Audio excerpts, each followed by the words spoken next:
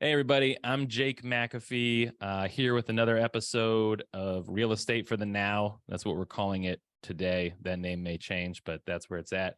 I'm joined by my friend from sunny Orlando, Florida, Don Harkins. Don, how you doing?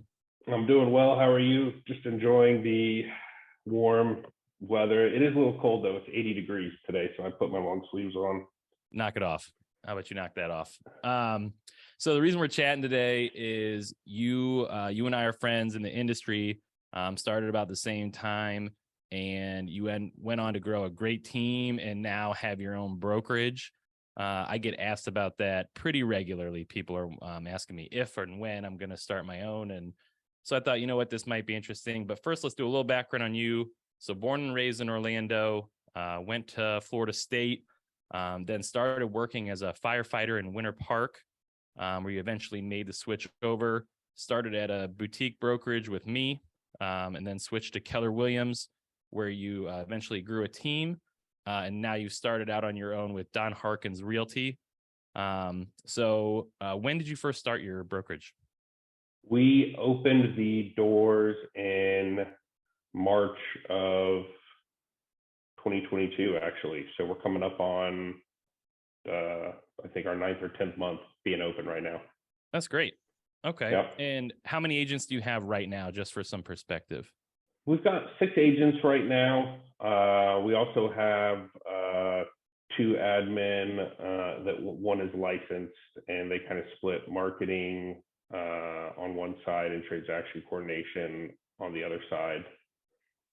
Okay. And why'd you want to open your own brokerage? I feel like that's the big question because you have a team, you're doing your thing. Like, why not just continue to grow a team at one of the big names? The names you hear a lot of, the big national brands. Why did you not want to stay there? Yeah, so for us, we found when I started the team, I went out and found all the best pieces of software, the best CRM, the best transaction coordination software, the best e-sign software and document contract management. And we started using those on our team and dialing in those systems, dialing in those processes. We got really good visibility into what was working and what wasn't working. But the bigger we grew, the more volume we did. And as things evolved, our brokerage, which was a big national brokerage, was replicating everything we were replicating and providing it to the agents as a service. So the brokerage I was at created their own CRM, but we weren't using it. They created their own compliance process, but we weren't using it. They created their own integration for documents, but we weren't using that. And that brokerage, to their credit, as they should have been, they were creating those systems and dialing them in to make their offices more efficient, to cut down on human resource expense, and to get better visibility into how the brokerage was running. We were not concerned with that because we were small and lean. We wanted stuff that worked the best and got buyers and sellers to the closing table with the best result and helped our agents produce the most. We weren't concerned with compliance issues. We weren't concerned with liability. We weren't concerned with managing and cutting overhead as far as HR went and doing big accounting on a large scale. So we kind of started to grow apart, and that created conflict getting through those processes because we had two different goals in mind. We weren't really plugged into their system. They didn't understand how ours works. We wound up duplicating a lot of effort, and we wound up basically paying for double as far as software systems and processes went. We were paying a big brand, big national brokerage to do all this stuff for us, but we were still doing it in-house ourselves. And I thought, well, all the time we saved doing these processes twice, once for the brokerage and once for the team, and all the money that we're spending with the national brokerage to have this software that we're also spending with our own team to have the software, what if we got all that time back in our week? And what if we got all that double expense back and we're able to apply that directly into providing more value to agents and providing more marketing and services to our buyers and sellers? What would that be able to do for our business? And it got to a point where we decided it was a lot of hours every week and it was a lot of dollars. And so that's why we went out on our own. Okay, incredibly well said, man. It's very timely because I just switched as well from the same national brand, and it's it kind of caught a lot of people by shock, and I think a lot of people thought maybe there was like some drama behind the scenes, and it was really none of that. It was actually all the things you just said, where I felt like we functioned very autonomously, like we had our own systems and processes, and then we'd have to double it up for a system that we knew less and didn't use, and it just I don't know, and it does kind of cause a divide, and like you said, it's not like they're wrong and we're right. It was more just like you just kind of grow apart a little bit because your systems are kind of detached, and so very well put. But with that being said, why not one of those like EXP or Real Broker or something like that, where it's they take a smaller cut, but you're still plugged into a national brand. Why didn't you decide to go that route? Yeah, so with EXP and Real Broker, they are heavily invested and heavily incentivized to the growth and recruiting portion of the business. And that is, if you're going to take a team of agents there and you're going to take a database of clients and customers there and provide a high level of service to them, then you are really wearing two hats. You're wearing the recruiter hat, and you're also wearing the real estate team leader and real estate agent hat. So for me, our goal as a brokerage is not to grow a huge agent count. Our goal as a brokerage is to sell homes for more money than anybody else in our market can sell homes for, to where people sell their homes with us and the neighbors are going, how did you get that price? That's unbelievable. And the neighbors are saying, well, I hired these guys and it was the best experience I've ever had with a real estate agent. I can't speak highly enough for them. And with buyers, same thing. Help buyers buy more homes faster for less money than anyone else in the market is doing. And that's our sole focus. When you look at the national brands and some of the fastest growing brands, their focus is growth, and they are gaining advantage by numbers. They can negotiate for more systems, software, and support at a lower cost because they have volume of agents. They can gain more listings and market share, not necessarily by providing the very best service, but having the biggest footprint in the marketplace and having a large internal database of listings and deals happening, a large internal network of agents that can work with each other and sell properties off market. So the reason I didn't go with one of those brokerages, because that wasn't my goal, to build a really, really large team. If you have a passion for recruiting and you have a passion for growing a really large team, then, and you happen to be in the real estate business with those passions, then I think those two brokerages offer a really great opportunity for that person. For us, our growth is not something that we have to stimulate or focus on right now to be profitable. We're profitable in our market. We're going to kind of go the opposite direction. I'm not going to fight with EXP or Real over that next real estate agent that's joining the company. I'm going to compete with them over who can give a higher level of service and provide more expertise to the buyer or seller in the market. And I think we'll grow slower, certainly because of that over time, but we'll also, I think, gain a reputation over time as really being market experts and delivering results for our customers that are really hard to beat at scale. So that was kind of the reason why we didn't go with one of those directions. No, I love that. And just for anyone listening, if you're at one of those brokerages, like we're only using them as examples. There's lots of, obviously those big national brands that are kind of online and investment based. I think that actually the model is really great. LPT Realty in Orlando is another one. Robert Palmer just started LPT Realty, and they're ultra similar to EXP and Real as far as offering shares of the company, as far as cap structure, So they're going to be another. I don't think you hear much about him yet, but Robert Palmer is a genius. He's a great software guy. I think you'll see LPT Realty come up and start to give EXP and Real a run for their money in the next year or two also. Okay.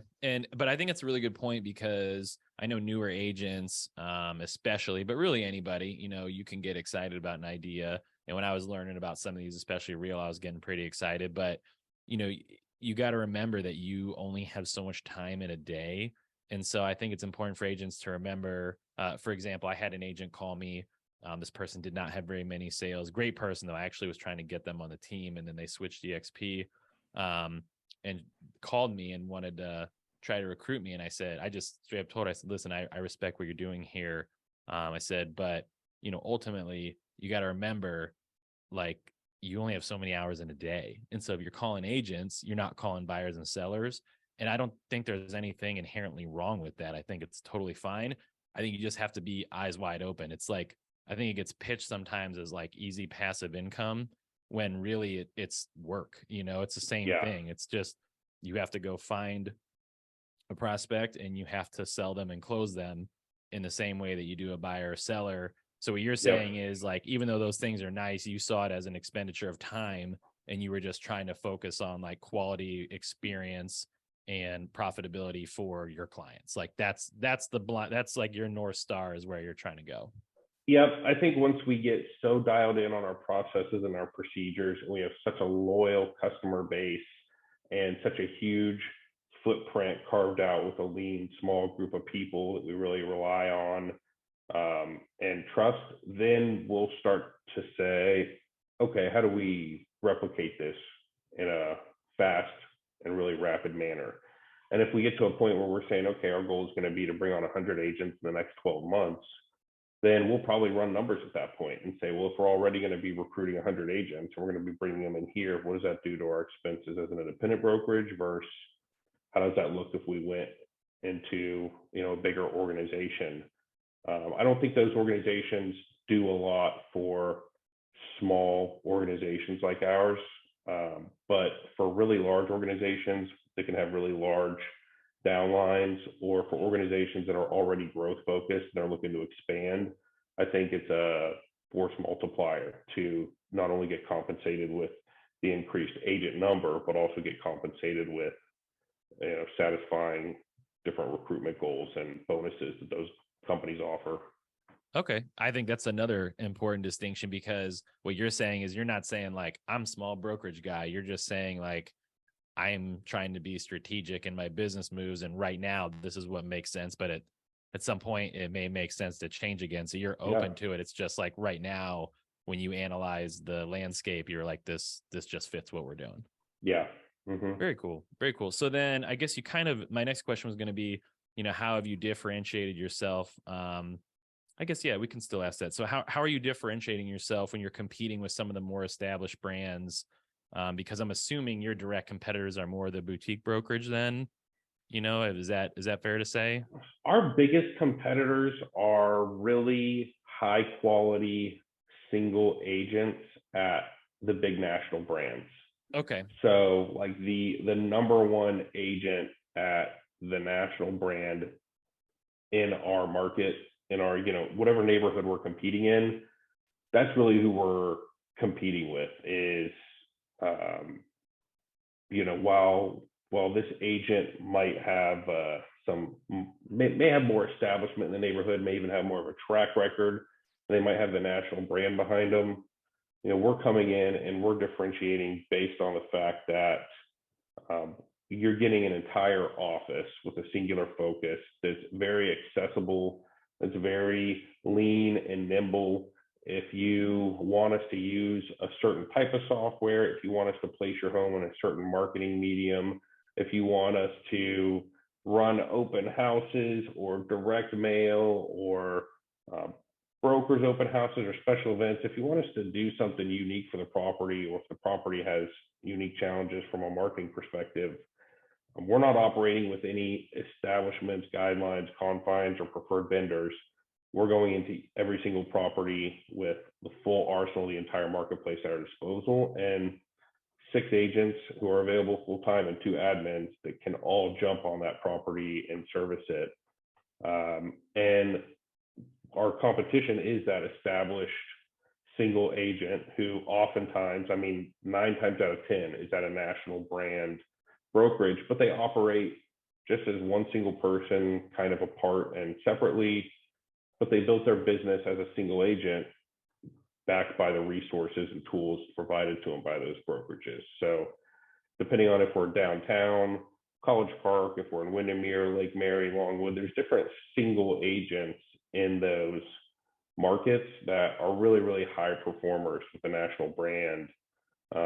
Winter Park is probably best known for the highest number of boutique brokerages, and we work on a referral basis, past client customer basis in that market. But we are, from the David and Goliath analogy, like we're not going in trying to go head to head against boutique brokerages in an 8 square mile city and carve out market share. Central Florida, 50-mile radius, sometimes larger. We're members of the Space Coast MLS as well. So we really, our MLS covers Tampa, St. Pete, Hillsborough County, all the way through Orlando, theme parks, Seminole, Volusia, Lake County, all the way over to Kennedy Space Center and Cocoa Beach area. And last year we listed houses in every single one of those markets. So we're not really going head to head with a specific brokerage, but we are having to go head to head with really, really high performing single agents inside national brands almost everywhere we go. Okay. All right. And then, so just talking about getting started, what's one of the hardest things about getting started that you didn't expect? Could be little, big, but just getting set up. I mean, just having, I'm fresh off a brokerage switch. And as we were talking before we started, it was just so many little things. And I thought I had everything accounted for. And then I'd realize there was one more thing. And, just signatures and branding and voicemails. And I mean, there's just signs and so much you got to change. But what's something that was a little tougher or something that you maybe didn't see coming when you made the switch?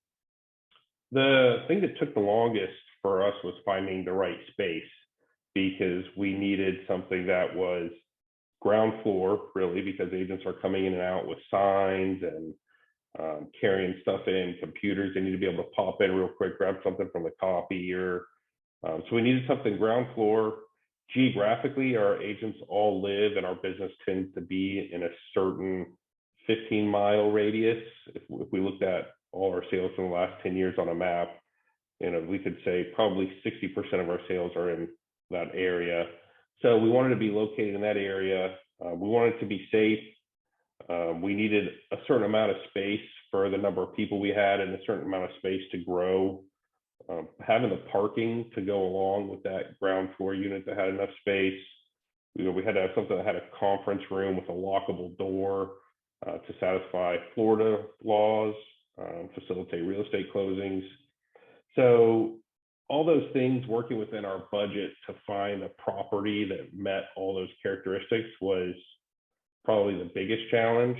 I bet it took us 6 months, maybe 8 months to find the space. I think we looked probably casually for 6 months, and then we ended up hiring a commercial office broker. And after 2 months working with them, we ended up finding the right space. So that was the biggest hurdle. The second biggest hurdle was getting all the various licenses updated and paperwork filed. So we had to have a certificate of occupancy with the city. We had to have business tax receipts with the city. We had to have both of those with the county also.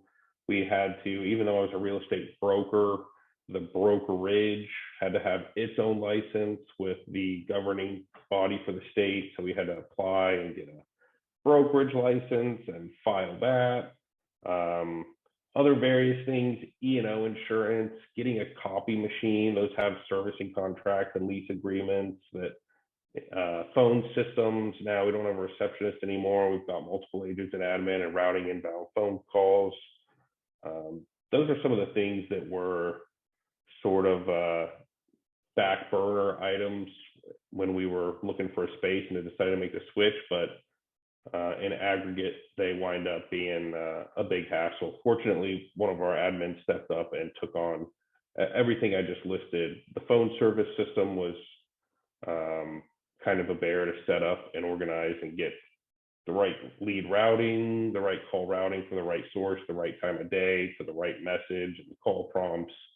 But one of our admins stepped up and really was able to handle the majority of that stuff.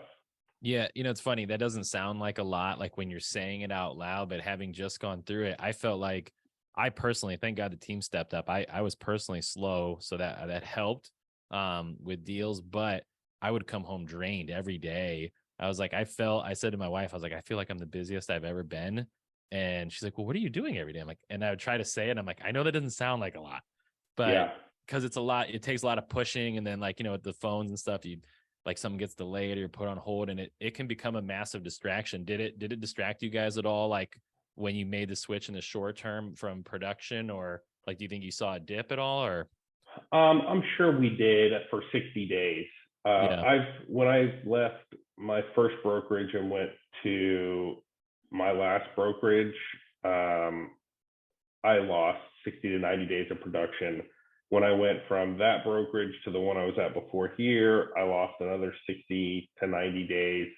And, what's interesting is going from brokerage to brokerage, or from being at a large company to opening a brokerage, either way, I think you lose like 60 to 90 days, because, it's a lot of work, but it's also a big opportunity when you change brokerages. It's a big rebranding opportunity. It's a big restructuring and reorganizing opportunity. It's a big opportunity to create efficiencies, take advantage of new systems and new tools available to you. So, I don't think, as far as whether you change brokerages or you open a brokerage, just the move in general, I think you're going to drop and lose some production. You make it up, I think, in the following year, or maybe even in the first few months. But absolutely, there's a lull. There has been every time I made a move anywhere. Yeah, and that's kind of why once we made the decision, I mean, we moved super fast. Even my own team was like, holy crap, like we know you said you were going to do this, but I just felt like coming into this time of year, it was like, you know what, let's just do it and bite the bullet. And the sooner we started, the sooner we're past it and we can get back to doing what we do best. What's one of the best things about owning your own shop? One of the best things is probably our ability to invest every single dollar of profit exactly where we want to invest it, and squeeze more return out of the most profitable areas of the business. So we don't have certain sign companies or certain vendors, certain lead generation tools that we're really tied to using. Once we found stuff that was working, we could really go in and double down on those and invest more in them, and get more efficient, get more juice out of every squeeze with the different vendors that we're using, the different tools that we're using. It is different. It has been different in the local community. So Small Business Saturday, community wine walks, being on the local Main Street district and participating in like decorating the park. Previously, it was always, well, that's something the brokerage is going to participate in. The brokerage is running this ad in the newspaper. The brokerage has decided to participate in this holiday event. The brokerage is sponsoring this booth here. And while as agents, you can go and participate in that and be there, as the company doing it, it's a different level of connection with the other business owners in the community as a whole. It's not necessarily more profitable or more money or even more cost effective, but it is a different type of connection, I think, that has been really nice, that we're no longer as somebody there representing another company. We're there as a company ourselves, participating with the community. So kind of helping your really ground nice. game a little bit, like networking and just interpersonal relationships. It's like you're a Yeah. small business in the community doing your own thing, kind of like they are. Yeah, That's great. 100%. That's great. If you had it to do over again, just for anybody, if they've been switching about it or they're about to make the switch, what would you do differently if you could do it again? Well, we had one big main software provider that was doing our lead generation, our internet marketing, some of our transaction coordination stuff. It was all our past clients and customers' information. We decided, well, we're going to be changing companies. Now would be a good time to move off of that platform also, right? It makes sense, have a clean break. And that ended up being an absolute disaster because all of a sudden we were learning a new main hub of a system. We had to train our agents on using that. All the data doesn't come over seamlessly. So now we're doing a bunch of data entry stuff. Things are falling through the cracks. So I think if I had it to do over, stuff like setting up your new phone numbers, your new email addresses, your phone systems, all your software providers, getting as much stuff that you're going to be using at the new place already set up and in place so that when you move, maybe the only thing you're doing is changing the address on your website and printing a new business card or updating a logo versus creating an entire business environment from the ground up with, adding a bunch of data entry and training challenges on top of that. So that was a big mistake we made, was changing too many things at once. Yeah. And underestimating. I hear what you're saying though. Like, it kind of makes sense. You're like, all right, we're starting fresh, but now that you've done it, you're like, we probably could have kept that stability amongst the change. And then if we wanted to switch it, once we had set up shop, we could have done it at that time. Yeah, That's good would have stuff, been man. much smarter. That's good stuff. This has been really good. And as I told you before we started, I've been getting asked this question quite a bit. So figured it'd be a good topic. Where can people connect with you? Where can they learn more about you? At Don Harkins on Instagram or at Don_Harkins on Twitter. DonHarkinsRealty.com is our website. So if you go to DonHarkinsRealty.com, you can browse properties all across the state of Florida, all the different markets. We've got a blog there with really good market updates and info, and you can see all our agents and learn more than you want to about us from there. No, that's great. Yeah, if you're looking to buy a Florida home, looking to get away from the snow so you can show off to your friends on Zoom calls about the weather, then go ahead and give Don a call and he can help you out. All right, thanks, man. I appreciate it. All right, you got it, man. Thanks, Jake.